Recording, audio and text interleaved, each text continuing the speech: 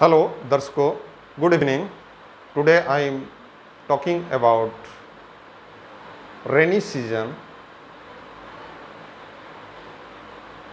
And its effect on our health.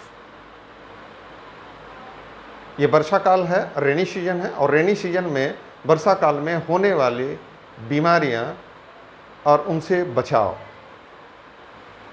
तो क्या ऐसा करें जिसे वर्षा काल में होने वाली कुछ विशिष्ट प्रॉब्लम, जो तकलीफ़ें आती है, जो हमारे स्वास्थ्य को प्रभावित करता है, इससे हम कैसे बचें, इसके बारे में मैं आज बात करूंगा। तो पहली बात कि रेनी सीजन जैसे ही आता है बरसात में, तो वर्षा का जल और फ्लडिंग का जल, यानी नदियों में जो बाढ़ आ जाती है और वर्षा का पानी विभिन्न क्षेत्रों में फैल जाता है। मैदानी इलाकों से लेकर खड्डों में, तालाबों में, गली में, मोहल्लों में, जहाँ पर जल जमाव की समस्या है, जहाँ पर खड्डे हैं, वहाँ पर ये वर्षा का जल बहुत दिनों तक जमा हो जाता है। और एक बहुत बड़ी गंभीर समस्या है प्रत्येक वर्ष रेनी सीजन में उन जगहों के लिए जहाँ पर जल जमाव की समस्या बन जाती है, या तो जहाँ फ्लडिंग होती है। फ्लडिंग यानी बाढ़ आ जाती है। तो जो मैदानी इलाके हैं, बाढ़ से प्रभावित क्षेत्र, तो बाढ़ का पानी, और ये बाढ़ का पानी बहुत दिनों तक ठहर जाता है। वर्षा का पानी बहुत दिनों तक इसका ठहराव होता है, और इस ठहराव के वजह से उस पानी के अंदर विभिन्न प्रकार के बैक्टीरिया, विशेष करके आंतों में इन्फेक्शन करने वाले बैक्टीरिया, चेस्ट को इन्फेक्ट करने वाले बैक्टीरिया, अलग अलग तरह की बैक्टीरिया, जीवाणु पैदा हो जाते हैं, जिनसे बरसाती संक्रमण होने का बहुत खतरा बन जाता है। इसके अलावा विशेष करके फंगस का ग्रोथ बहुत ज़्यादा हो जाता है, क्योंकि ये फंगस जो है रेनी सीजन में विभिन्न वनस्पतियों में फंगस ग्रोथ करता है। जहाँ पर जल और वनस्पतियों का समन्वय हो, वहाँ पर फंगस ज़्यादा ग्रोथ करता है। और ये फंगस इतना ग्रोथ करता है कि बरसात के बाद, रेनी सीजन के बाद जो आने वाला विंटर सीजन है, उसके अर्लियर स्टेज में डर्मेटोलॉजिस्ट का केस बहुत ज़्यादा आता है। डर्मेटोलॉजी का केस बहुत ज़्यादा आता है, यानी स्किन डिजीज़ होने की संभावना बढ़ जाती है। तो बाढ़, वर्षा काल और वर्षा काल में होने वाली कुछ विशिष्ट बीमारियां जो फंगस और बैक्टीरिया, जीवाणुओं के द्वारा होती है, इनसे हम कैसे बचें कि हम बीमार न हों, ये हमें इन्फेक्टेड न करे, इनका इन्फेक्शन ना आए। इसके लिए कुछ सावधानियां जो मैं आपके साथ में शेयर करूंगा। यदि ये सावधानियां बरतते हैं तो बरसात का जो सीज़न है, बरसात का रेनी सीजन जो है, इस बरसात में होने वाले इस तरह के जीवाणुओं से और जीवाणुओं से होने वाली बीमारियों से हम बिल्कुल बच सकते हैं। तो पहली सावधानी ये है कि आप प्रॉपरली अपने नाखून, नाक, आँख, कान, इसका विशेष सफाई का ध्यान रखें। अर्ली इन द मॉर्निंग इसकी सफाई करें, और टाइम टू टाइम अपने नेल्स वगैरह को साफ़ सुथरा रखें। प्रतिदिन स्नान करना, शावर लेना, ये हमारे लिए बहुत महत्वपूर्ण होगा। ये एक्सटर्नल केयर है कि हम एक्सटर्नल केयर में क्या करें। और जहाँ पर जल जमाव है, उस जल जमाव में कभी गुजरना पड़े, तो वहाँ से यदि आपको गुजरना ही पड़ रहा है, विशेष करके देहात क्षेत्रों में या छोटे शहरों में जहाँ पर पानी के निष्कासन की अच्छी व्यवस्था नहीं है, वहाँ पर उस पानी से रूबरू होना पड़ता है, क्योंकि यातायात के क्रम में हमारी बॉडी के संपर्क में ये दूषित पानी, ये जो दूषित जल है, दूषित पानी है, इसके अलावा दूषित वनस्पतियाँ हैं, ये हमारे टच में आती है, बॉडी के संपर्क में आती है, जिससे फंगस इन्फेक्शन होने का बहुत ज़्यादा खतरा होता है। तो इन खतरों से बचने के लिए आप, एक सबसे महत्वपूर्ण बात ये है ध्यान में रखने योग्य, कि यदि आप उस तरह के वातावरण से, इन्वायरमेंट से गुजरते हैं, तो आप घर पे आके गुनगुने पानी के साथ में स्नान करें।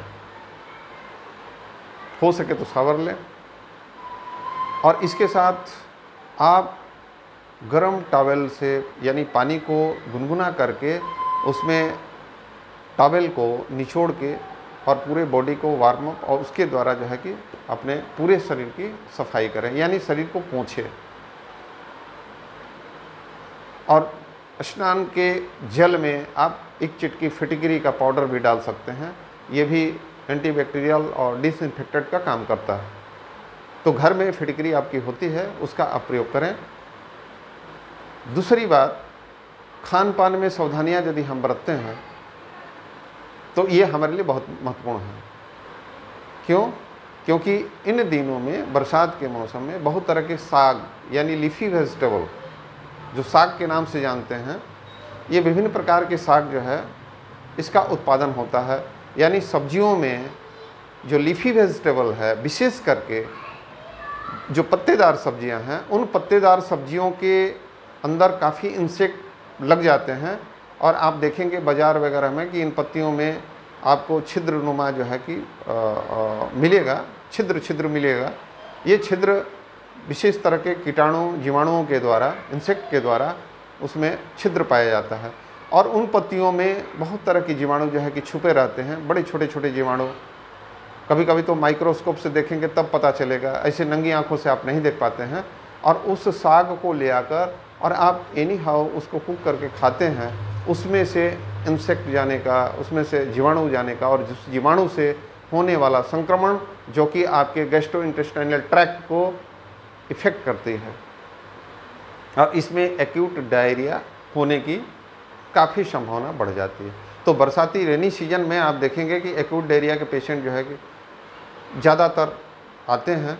इसका मुख्य कारण है कि इन महीनों में, विशेष करके हिंदी के श्रावण भाद्र, ये जो महीना है, जुलाई अगस्त सितंबर, यानी जब रेनी सीजन हो, इस रेनी सीजन में विशेष करके भारत की जो क्लाइमेट है, जहाँ पर रेनफॉल है ज़्यादा, जहाँ फ्लडिंग एरिया है, वहाँ पर आप अपने सब्जियों को और फलों का बहुत विशेष ध्यान रखें। तो एक तो पत्तेदार सब्जियां आप घर में ना लाएं, और इस पूरे रेनी सीजन में पत्तेदार सब्जियां ना खाएं, इसका सेवन न करें। और जो फल और सब्जियां आप ले आते हैं उसको बहुत विशेष रूप से उसकी सफाई का ध्यान रखें। या तो आप डायरेक्ट लेते हैं या तो उसको कुक करके लेते हैं, उसको बहुत अच्छी तरह से गुनगुने पानी के साथ में सफाई करके उसको धो के, उसमें जो केमिकल होगा, जो फर्टिलाइज़र होता है, जो कीटनाशक होते हैं,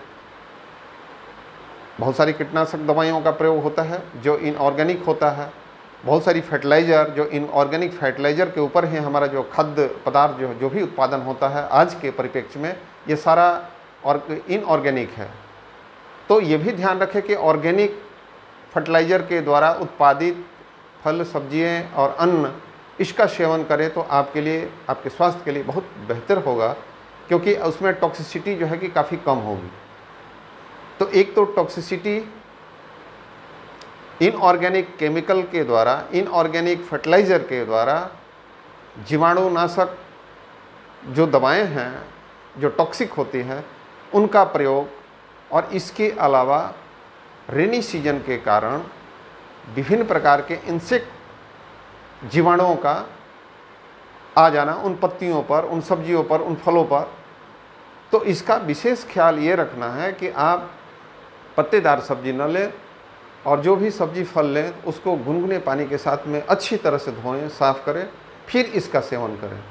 यदि ऐसा आप करते हैं और अपना पानी, तीसरी बात, पानी का विशेष ख्याल रखा जाए, यानी जो पानी हम जल का सेवन करते हैं और जिसे हम स्नान करते हैं।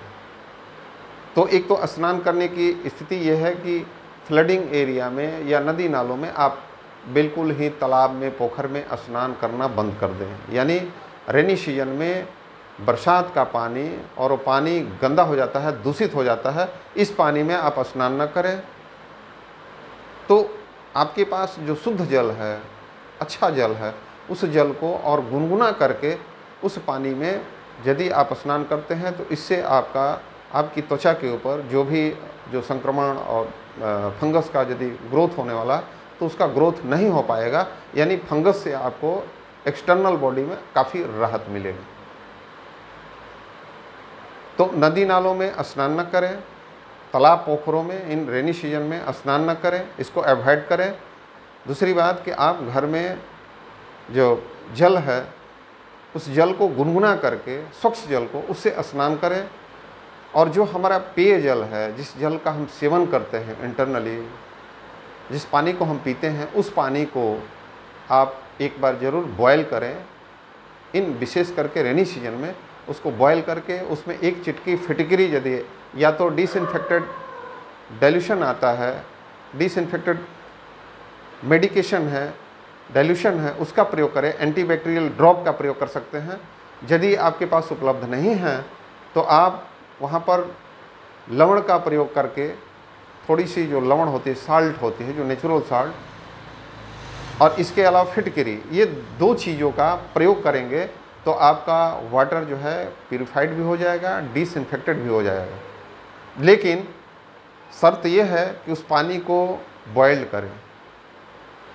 तो boiled water for the intake internally and for the externally, गुनगुने पानी से स्नान करें। और कहीं से बाहर से आएँ तो अच्छे से हाथ पैर पूरे बॉडी को जो है कि अच्छी तरह से धोएं और गुनगुने पानी से धोएं। और स्नान जो है संभव हो सके तो 2 टाइम स्नान करें। आप देख लें आपका रूटीन किस तरह का है। यदि आप बाहर वर्क करते हैं और आपकी वर्किंग जो स्थिति है, इन्वायरमेंट है, उस इन्वायरमेंट के अनुसार आप कितने कांटेक्ट में आते हैं, इस दूषण जल और दूसर वातावरण के कितने कांटेक्ट में आते हैं, कितने संपर्क में आते हैं, उसका संपर्क ये निर्धारण करता है कि आपकी लाइफ स्टाइल कैसी हो।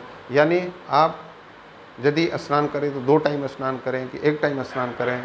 यदि घर से बाहर निकलते हैं तो ज़रूर जो है गुनगुने पानी का प्रयोग करें, चाहे वो एक्सटर्नली हो, और इंटरनली तो एनी हाउ आपको करना ही करना है। तो इन चीज़ों की यदि आप इन बातों का ख्याल रखते हैं और इन चीज़ों में यदि सावधानियां बरतते हैं तो आप फंगस और बैक्टीरियल, यानी बरसात में होने वाले जीवाणुओं से और जीवाणुओं के संक्रमण से आप बिल्कुल अपने को बचा सकते हैं और अपने परिवार को बचा सकते हैं।